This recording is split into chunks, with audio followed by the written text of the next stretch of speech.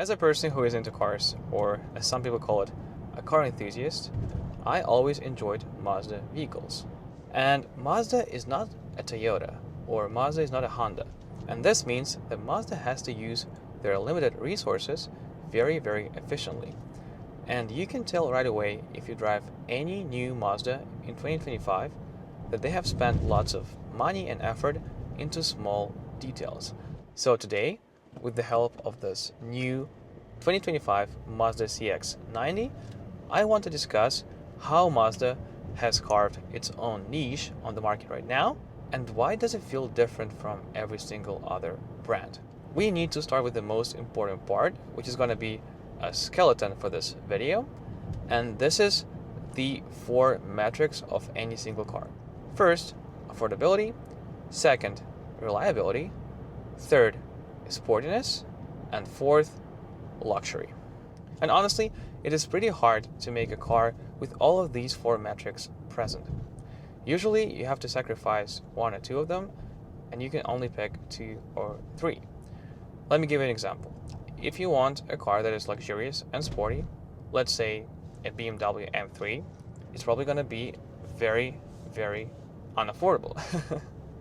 And the same goes towards used luxury German cars. They are probably luxurious and sporty, but they are not reliable, even though they might be affordable on the used market. And the interesting fact about Mazda is that all of their models have these 4 values present, but they are not necessarily the best at all of these metrics, but they're very decent at least. So let's go through all of these values one by one and discuss each one of them to figure out if this argument holds up or not. And the first one is affordability. If you look at any Mazda vehicle, starting from the Mazda 3 and all the way to this Mazda CX-90, they are priced pretty competitively compared to Hyundai, Toyota, and Honda's alternatives. But the interesting part about Mazda vehicles is that they have a very big gap in their pricing. So if we talk about the CX-90, it starts at around $40,000, and you can spec it out all the way to $60,000. And $60,000 is a pretty different price range when it comes to 3-row SUVs. So when you spec to the max one of these cars, they actually compete with entry-level luxury cars in terms of premium appointments, features, and overall feel of the cabin and engine as well.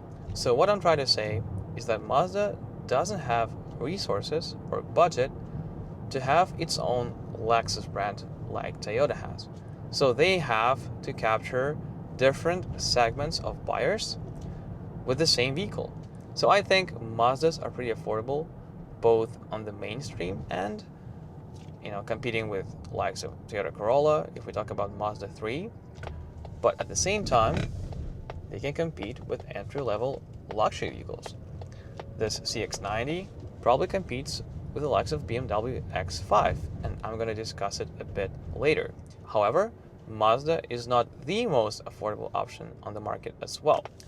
So it checks out with my argument that Mazda is very decent at being affordable, but not the most one. And here comes the second value, which is reliability. And of course, if you tell me that there's nothing more reliable than Toyota or Honda, and I'll probably agree with you. Honda and Toyota have built their brands around being reliable, rather than sporty, luxurious, or something else. But Mazda knows that it cannot compete with Honda and Toyota when it comes to reliability, but they know that they can make it very decent, and that will be enough to get some people on their side. So I think you don't have to worry too much about Mazda's reliability, but if you don't trust me or you don't trust people on the internet, you can also look at the resources such as Consumer Reports and find out that Mazda has been in the top 5 of most reliable brands out there. And also, if you want some technical insight why I think Mazdas are more reliable than other brands, here's a few. And first of all, if you want to buy a Mazda with a 4-cylinder Sky Active engine, it is very likely to be reliable, especially for the newer models. And why is that? Because 4-poppers from Mazda have been around for a while now. And moreover, the 2.5-liter 4-cylinder engine has basically been used in every single model, going from Mazda 3, and now it's also present in the CX-5, and previously you can buy it from the CX-9 as well. So they have used it in pretty much any application, and most of these vehicles have been proven to be very reliable. And the second reason why I think Mazdas could be more reliable is the fact that they are using the conventional automatic transmissions as opposed to the CVTs. This CX-90 has the all-new 8-speed transmission from Mazda, which they built in-house, and at least according to Mazda engineers, it should be as reliable as the 6-speed transmission they had before. Mazdas are not the most reliable brand out there. If you want the most reliability, you should go to Toyota, Honda, Lexus, or Acura, in my opinion. But again, it is pretty reliable for what it is, and it is probably more reliable than most of the car brands out there. So if you're looking for something decently reliable, but not the most reliable, again, there's nothing wrong with going with Mazda. And I think it's time to talk about the third point of our video, which is sportiness. And honestly, for me, this is one of the most important metrics when it comes to any car. And this is the reason why I love Mazdas overall, because in every single Mazda model, they care, by them, I mean Mazda engineers care about driving dynamics. I have driven the Mazda MX-5 Miata, the Mazda 3 Turbo, the Mazda CX-5, and this Mazda CX-90. And I can easily tell you guys that all of these cars or vehicles are all fun to drive. So when it comes to the Miata, I don't think I have to tell much. It's the lightest car on the market today. It is very fun to drive. It has a manual transmission, probably one of the best manual cars you can buy on the market today as well. Its steering is sublime. It has lots of feedback. I think it looks good. And also, you can buy it as a convertible. And any car is more fun when it's a convertible. And when it comes to the Mazda 3 Turbo, I think it's one of the most fun cars you can buy that can also be your daily driver. I think it goes from 0 to 60 in around 5.4 seconds. The handling is superb, and overall, just a very nice package. And with regards to the CX-5, again, I just think it's one of the most fun SUVs, small-ish SUVs you can buy on the market today. And it is also pretty luxurious for what it is, especially when you consider the driving dynamics and overall cabin appointments as well. And if we talk about the CX-90, I want to talk in more detail because Mazda has spent more time, money, and effort into developing a new architecture for this CX-90 and the new CX-70 that came out last year. It's the inline-six engine that Mazda has built for this new architecture, and it hasn't been present before. So why is it any good? First of all, it's rear-wheel drive biased, which is very rare for this kind of car. Usually, mainstream vehicles such as Palisade or the Toyota Highlander, they all have a front-wheel drive architecture, which is more economical, but the downside is that it is less fun to drive and it just doesn't feel as luxurious as this setup. And the most interesting part is that this architecture is usually present in more expensive cars, from BMWs or Mercedes. But Mazda decided to spend more money and effort to actually compete with them in this segment. And if you ask me, is this car more fun to drive than the BMW X5 M60i? No. Or is the CX-5 more fun to drive than the Porsche Macan? No. And again, Mazda is not trying to be the most sportiest brand out there, and their cars are not the most fun to drive, but they're decently fun to drive. And much more fun to drive than most of their competition in their car segments. So again, you have to choose your priorities, but I think Mazda has nailed the sportiness for the price. And now we are at the last point I wanted to discuss in this video, which is luxury.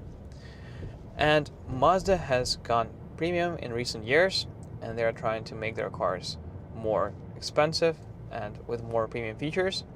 But at the same time, again, they're trying to have balance between all of these four values we discussed in this video. If you compare this new CX-90 to any of its competitor in its class, such as the Palisade, the new Highlander, or the Honda Pilot, Mazda CX-90 is going to feel much more luxurious than any of these vehicles. And this is the goal of Mazda. And that's why I'm telling you that they're trying to carve a niche of their own. So people who are shopping in this space would easily swing towards Mazda just by sitting inside and feeling more luxurious.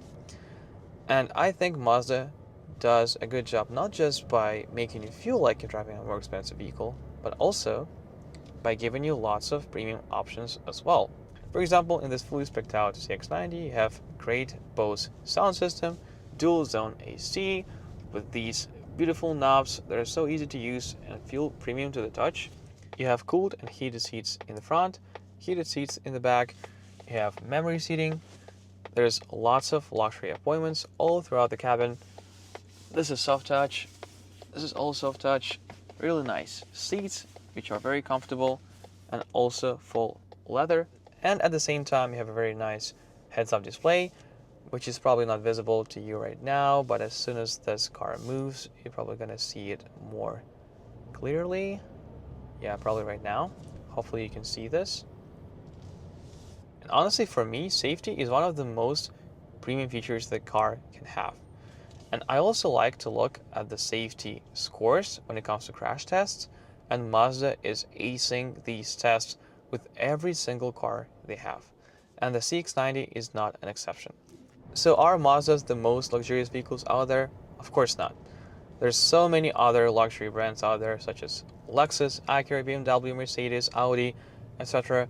It's very hard to compete with those when it comes to luxury, but I think it's decent enough for this kind of money. So that is why I think Mazdas are unique, and they have built their own niche in this very difficult car market.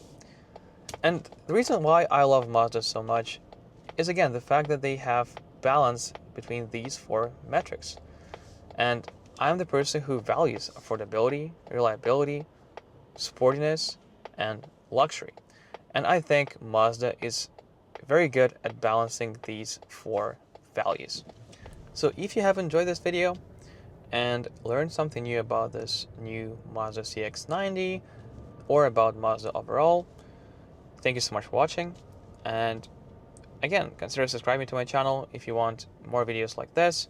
Like this video, share it with your friends, and as always, stay safe out there, keep enjoying the drive, and I'll see you in the next one.